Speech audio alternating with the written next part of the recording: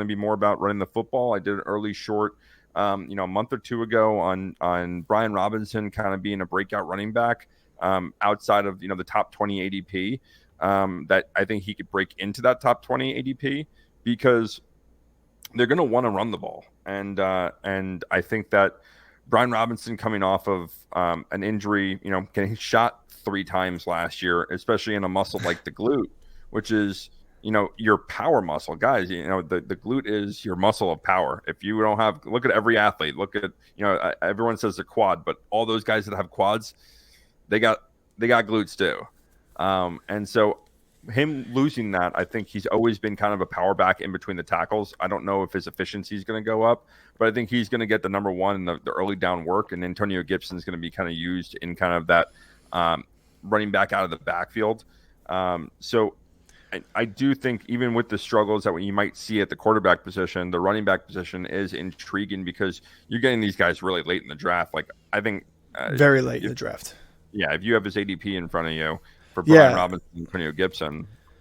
Well, I'll just finish on real quick and I'll get to the ADP on Brissett. The only thing I will say about Brissett, and just looking it up real quick, he is under 200 yards a game in his career.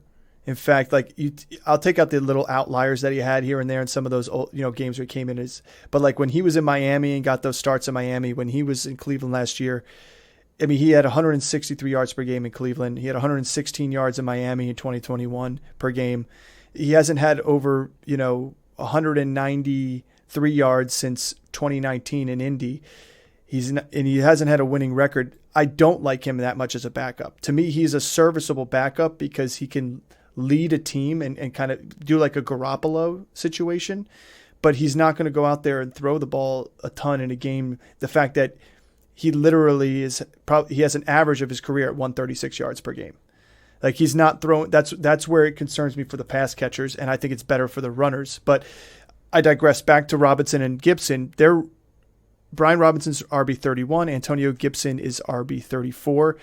And they're going flip-flop for some reason in ADP. I don't know if it was a typo or if it's just turning out this way, but Brian Robinson's being drafted overall later at times than Antonio Gibson is. People are a little higher on Gibson because they feel like this team is probably be playing from behind a lot more. But I do like Brian Robinson.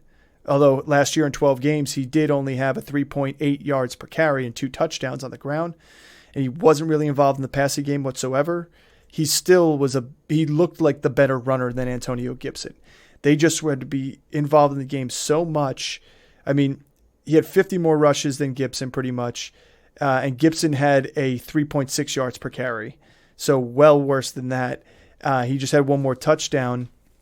But Gibson, where he thrives is the reception. I mean, 46 catches last year and 2 touchdowns. He was pretty efficient with his catches. So I agree. It's like if I'm going for a zero running back option and you're getting Brian Robinson, you're your running back 3 after you've already hit the likes of Connor and Akers and guys down in that list, you could get him so far down in the draft. And it's still a guy who's going to start. He's a starter in the NFL. Similar situation. Would you rather have Brian Robinson or Raheem Mostert? Oh, Mostert. Okay. Just because that offense it opens up the running game so much with the pass.